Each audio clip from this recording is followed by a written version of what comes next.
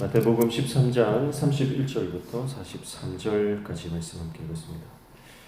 예수님의 비유가 계속됩니다. 천국 비유죠. 31절, 32절 보면 겨자씨 비유를 말씀하십니다.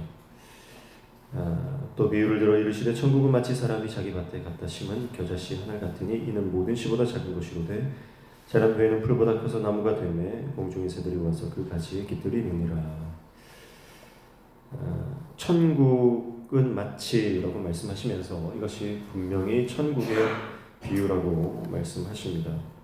한 사람, 남자죠. 한 남자가 겨자씨를 심었습니다. 그런데 그 작은 겨자씨가 성장하여 나무가 됩니다.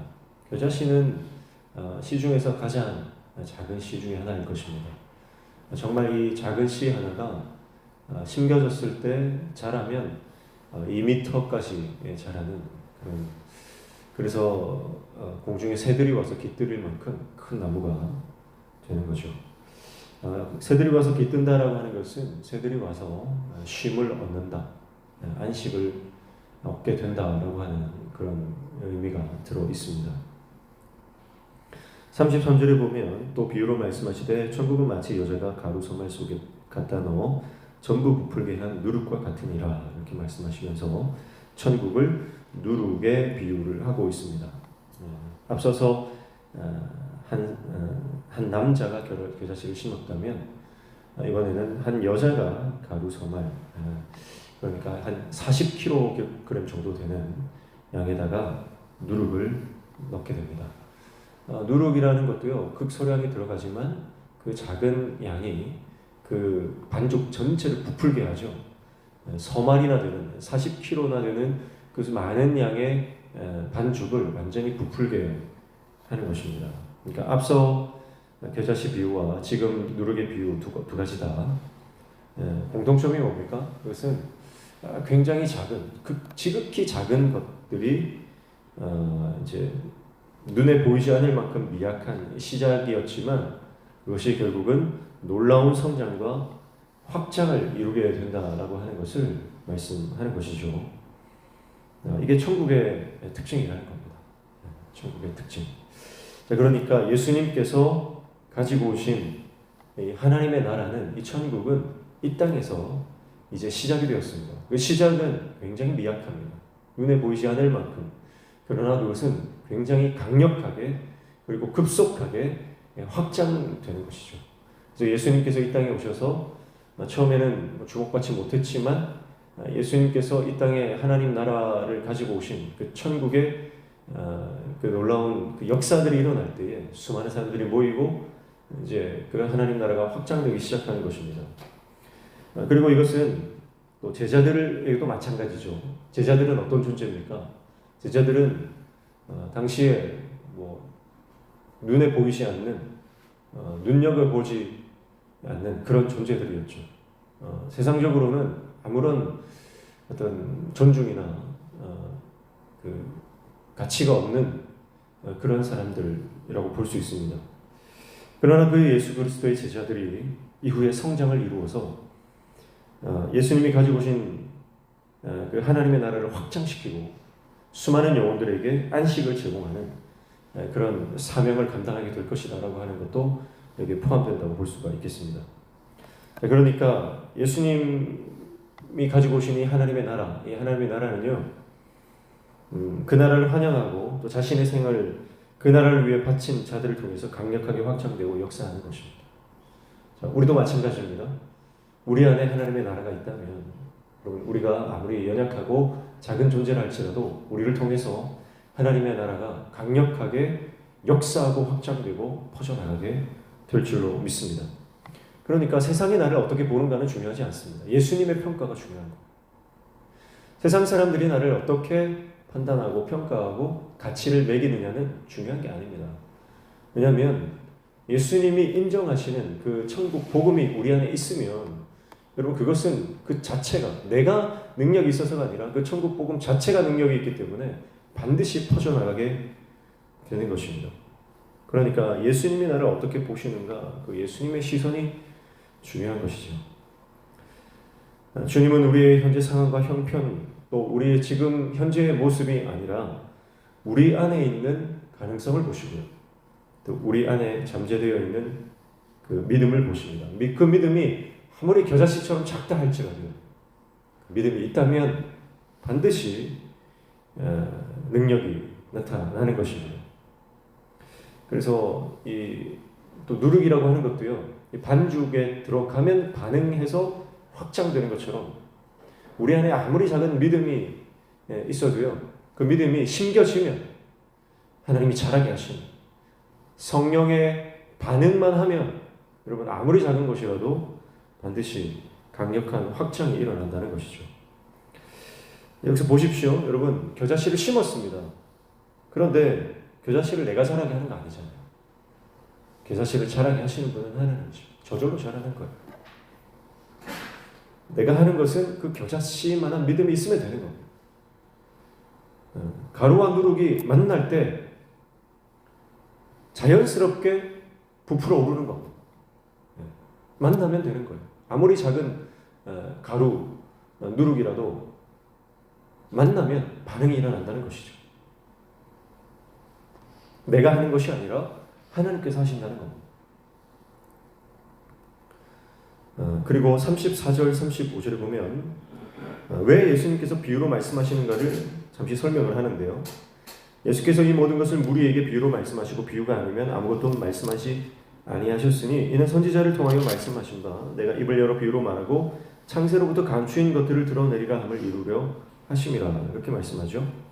예수님의 비유 설교가 계속해서 한창 되고 있는 가운데 마태는 왜 예수님께서 이렇게 비유로만 말씀하시는지에 대해서 구약의 말씀을 근거하여 그 말씀을 인용하고 있습니다.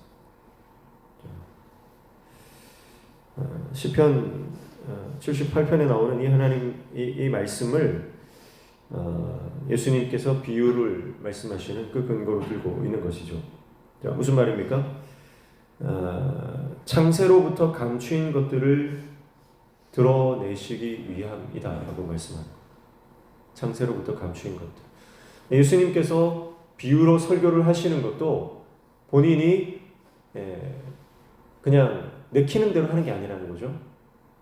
구약에 예언된 대로 사역하신다는 겁니다. 설교하고 말씀하시는 것조차도 예언된 말씀대로 하나님의 뜻대로 하신다는 것이고, 그 이유가 바로 창세로부터 감추인 것들을 드러내시기 위함이다, 그렇게 말씀하는 거죠.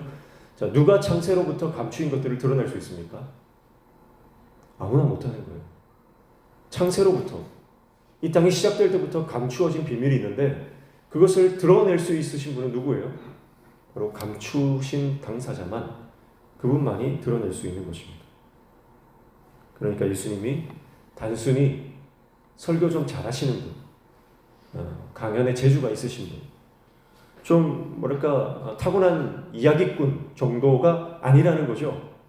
예수님은 어떤 분이라는 겁니까? 창조주라는 것입니다. 신적 권능을 가지신 분이고 하나님의 뜻을 성취하는 메시아라고 하는 사실을 예수님이 비유로 설교하시는 이 장면들을 통해서도 마태는 발견하고 그것을 설명하고 있는 것입니다. 그리고 예수님의 비유가 계속 이제 설교가 계속되는데요. 특별히 36절부터 43절은 앞서 말씀하셨던 알곡과 가라지 비유를 해석해 주십니다. 36절 보시면 이에 예수께서 무리를 떠나서 집에 들어가시니 제자들이 나와 이르되 밭의 가라지의 비유를 우리에게 설명하여 주소서, 그렇게 말씀하고 있죠. 자, 설명해달라, 설명하다라고 하는 것은 상세히 풀어준다라고 하는 뜻이에요. 누구에게 상세히 풀어주십니까? 어제도 살펴봤지만 제자들에게만 풀어주십니다. 비유를 말씀하시지만 그 비유를 깨닫는 자들, 그들은 제자들입니다.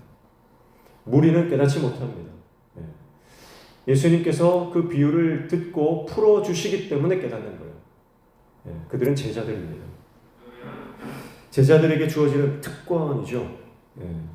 그래서 더 이상 헷갈리지 않도록 예수님께서 완전하게 이 비유를 풀어주십니다. 그래서 가라지 비유를 보시면 37절에 씨를 뿌리는 자는 인자다. 예수님 자신이다. 예수님이 씨를 뿌리신다. 그리고 그 씨는 천국의 아들들이다. 천국의 아들들. 그러니까 예수님의 제자들을 말하는 거죠. 밭은 어디입니까? 밭은 세상이다. 가라지는 뭐죠? 가라지는 악한 자의 아들들이다. 그러면 가라지를 뿌리는 사람이 있을 거 아니에요? 그 가라지를 뿌리는 사람이 누굽니까? 원수, 마귀다. 그리고 추수때는 세상 끝이고 추수꾼은 천사들이다. 그렇게 이 비유에 대해서 정확하게 하나하나 풀어주십니다. 자, 예수님의 이 말씀을 들으면 분명한 것이 있습니다. 첫 번째 뭐죠? 이 세상은 선과 악의 대결과 긴장 구도가 있다라고 하는 사실입니다. 눈에 보이는 것이 다 아니라는 거죠. 영적인 세계가 존재합니다. 그리고 이 영적인 세계에는 좋은 씨를 뿌리는 자가 있는 반면에 가라지를 뿌리는 사람도 있다. 가라지를 뿌리는 존재도 있다. 그것이 선과 악의 이런 긴장 상태를 말하는 것입니다. 그러니까 이 땅은 단지 육적인 세계가 아니라 삼위 하나님과 그들의 선한 종들, 그리고 마귀와 그의 악한 종들, 그리고 영적인 존재인 천사들이 존재하는 이 세계의 이면적 실체를 예수님께서 드러내고 계시는 것입니다. 그리고 이 비유를 통해서 알 수 있는 건 두 번째 뭡니까? 이러한 그 세계관 속에서 시간이 어떻게 흘러가며, 그리고 이 시간의 마지막에 종국이 어떻게 마무리될 것인지에 대해서 예수님께서 소개해 주신다는 것입니다. 마지막에 반드시 뭐가 있는 거예요? 심판이 있다고 하는 것입니다. 마지막에는 반드시 심판이 있다. 그리고 그 심판의 기준, 심판당하여 그 심판 가운데 불 가운데에 들어가는 존재는 누굽니까? 바로 가라지다. 가라지다. 이렇게 말씀하는 겁니다. 자, 그러면 알곡과 가라지의 정체성은 어떻게 판가름 납니까? 분명히 그 안에 믿음이 있다면, 그 믿음에 합당한 결실이 있다면 그는 알곡이다. 그러나 이 믿음이 없다면, 믿음에 합당한 삶의 열매가 없다면 그는 가라지다. 그래서 알곡은 반드시 승리할 것이고 가라지는 심판을 경험할 것이다. 이렇게 예수님께서 말씀하고 있습니다. 자, 그러면 우리가 두렵잖아요. 내가 알곡일까 가라지일까? 정말 내가 이 믿음으로 내가 마지막 심판 때에 견딜 수 있을까? 예수님이 나를 인정해 주실까? 걱정이 될 수 있죠. 근데 앞서 겨자씨 누룩 비유를 통해서 예수님께서 뭐라고 말씀하세요? 크기가 중요하지 않다는 거예요. 크기가 중요하지 않다. 겨자씨만한 아주 작은 믿음이 있을지라도 반드시 열매 맺는다는 거예요. 여러분, 그러니까 내 안에 있는 믿음의 크고 작음에 대해서 스스로 판단하지 않으시기를 바랍니다. 그건 하나님 판단하시는 거예요. 아무리 작은 믿음이라도요, 정말 눈에 보이지 않을 만큼 정말 겨자씨만한 눈꽃만한 믿음이라 할지라도 여러분, 하나님 그거 인정해 주시는 거예요. 우리가 인생을 살다 보면요, 정말 믿음이 큰 것처럼 보이는 사람이 있고 믿음이 없어 보이는 사람도 있지만 하나님이 판단하시는 거예요. 사람이 판단할 수 없습니다. 심지어 내 안에 있는 믿음조차도요, 사실 내가 판단할 수 없는 거예요. 하나님이 판단하십니다. 분명한 것은 성령이 아니고서는 예수를 주로 시인할 수가 없습니다. 내가 주님을 나의 구세주로 하나님으로 인정한다면 우리 하나님께서는 그 믿음, 그 작은 믿음 보시고요, 우리를 구원해 주시는 겁니다. 그러나 구원받지 못하는 믿음이 있어요. 그건 뭡니까? 믿는 척하는 거예요. 그래서 완악한 마음이에요. 그래서 성령을 거역하는 겁니다. 예수님 근처에 머무릅니다. 늘 따라다닙니다. 일거수일투족을 관찰합니다. 예수님 뭘 하는지, 예수님이 무슨 말씀을 하시고 어떤 행동을 하시고 어디를 가시고 그 주위에 누가 있는지 자기도 옆에 붙어 있어요. 교회는 다니는 인생입니다. 그런데 예수님이 하시는 것에 대해서, 성령의 역사에 대해서는요, 인정하지 않는 거예요. 회개가 없죠. 회개가 없으니까 그 안에 완악함이 그대로 들어차 있고 예수님이 기뻐하시는 삶을 살아갈 수가 없는 겁니다. 왜냐하면 그 첫 번째 출발이 잘못됐기 때문이에요. 믿음이 없기 때문이에요. 의심하며 예수님을 따라가요. 예수님을 대적하고 그 사역을 방해하기 위해서 따라다니기 때문입니다. 이 완악한 마음이에요. 예수님 분명하게 선언하십니다. 완악한 자, 회개치 않는 자, 그냥 내 옆에 따라다니면서 나를 지적하는 이 사람들에 대해서 음란한 자, 음란한 자. 그러니까 음란하다라고 하는 것은 하나님을 사랑하지 않는다는 거거든요. 세상을 사랑한다는 것이고.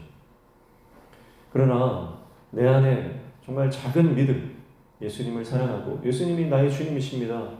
그렇게 고백하면 정말 내가 무너지고 넘어지고 내 삶 가운데 감정적으로는 정말 내가 아무것도 아니고 내 믿음이 정말 형편없는 것 같다 할지라도요. 그러나 믿음으로 주님을 시인하는 자들, 내 힘으로 하는 거 아니에요. 성령이 하시는 것이죠. 그러면 여러분, 성령을 거역하는 자가 아니다. 믿음이 크냐 작냐, 열매가 많이 맺었느냐 적게 맺었느냐가 아니라 내 안에 그 작은 믿음이라도 내 안에 있느냐, 그거 보신다는 거죠. 중요한 것은 이 알곡은요, 믿음은 믿음 없는 자들, 이 가라지의 기운을 견뎌야 한다는 것입니다. 이 땅을 살아갈 때에 우리의 믿음이 자라지 못하도록 기운을 막는 이 가라지가 있다는 것이죠. 그래서 원수의 회방이 있다. 원수의 회방이 있다. 이 원수의 회방을 마지막까지 견뎌야 한다. 그렇게 말씀하고 있는 것입니다. 끝에까지 돌아. 추수할 때까지 그냥 돌아.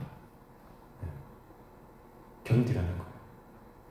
예수님께서 허용하시는 겁니다. 주님께서 할 수 없어서 지금 심판하지 않는 것이 아니라 허용하시는 거예요. 그 허용된 시간 동안 우리는 그 모든 환난과 박해를 견뎌야 하는 겁니다. 이게 왜냐하면 제자의 정체성이기 때문에 그렇습니다. 이게 제자도예요. 환난과 박해를 견디며 인내하며 나아가는 것. 그래서 앞서 10장 22절 한번 찾아보실래요? 10장 22절 10장 22절 찾으신 분들 같이 있습니다. 또 너희가 내 이름으로 말미암아 모든 사람에게 미움을 받을 것이나 끝까지 견디는 자는 구원을 얻으리라. 아멘. 우리 주님 말씀하십니다. 끝까지 견뎌. 끝까지 견뎌. 우리가 이 땅에서 알곡으로 살아갈 때 수많은 가라지들이 우리의 기운을 막을 것입니다. 우리의 신앙을 방해할 것입니다. 성령의 역사를 회방할 것입니다. 그 가운데서 나는 정말 믿음이 없는 것처럼 느껴지고 우리의 마음이 많이 무너질 때도 있을 것입니다. 그러나 포기하지 말라고 말씀하십니다. 끝까지 견디라고 말씀하십니다. 이렇게 우리가 주님 붙들고 끝까지 견디며 나아갈 때에 반드시 구원이 있다. 우리가 구원받는 그때에 그 가라지들은 심판받게 될 것이다. 주님 그렇게 말씀하십니다. 우리가 두려워해야 될 것은 무엇입니까? 우리가 두려워해야 될 것은 내가 구원받을까 못 받을까 그것을 두려워해야 하는 것이 아니라 내가 이 모든 악한 원수로부터의 방해와 회방 가운데서 끝까지 견디지 못하면 어떡할까? 내가 주님을 놓치지 않도록 내가 깨어 기도하며 우리가 이 땅을 견디며 나아가야 하는 것이죠. 우리 주님이 힘 주실 줄로 믿습니다. 하나님께서 우리에게 능력의 팔로 강하신 그 손으로 우리를 붙들어 주시고 우리를 안아주시고 우리를 끌고 가실 것입니다. 마지막까지 견디고 승리하는 모든 역경과 박해를 돌파하는 예수 그리스도의 제자 다 되시기를 주님의 이름으로 축복합니다. 기도하겠습니다. 하나님 아버지, 내 안에 아주 작은 믿음이 있을지라도 그 믿음 때문에 하나님의 역사가 일어나게 되는 줄로 믿습니다. 믿음 주옵소서. 끝까지 견디는 자 되게 하여 주시옵소서. 그래서 어떠한 상황과 환경과 어떠한 감정적인 공격 앞에서도 주님의 구원을 바라보며 하나님의 이 땅에 보내신 하나님의 선한 종으로 그렇게 이 땅을 하나님의 나라를 확장시키며 나아가는 하나님의 종 되도록 우리를 붙들어 주시옵소서. 오늘도 주님 앞에 나와 간구하며 기도하는 모든 제목들 들어 응답하여 주시고 우리 삶에 막혀진 문제들이 열려지는 형통의 은혜를 허락하여 주시옵소서. 예수님의 이름으로 기도하옵나이다.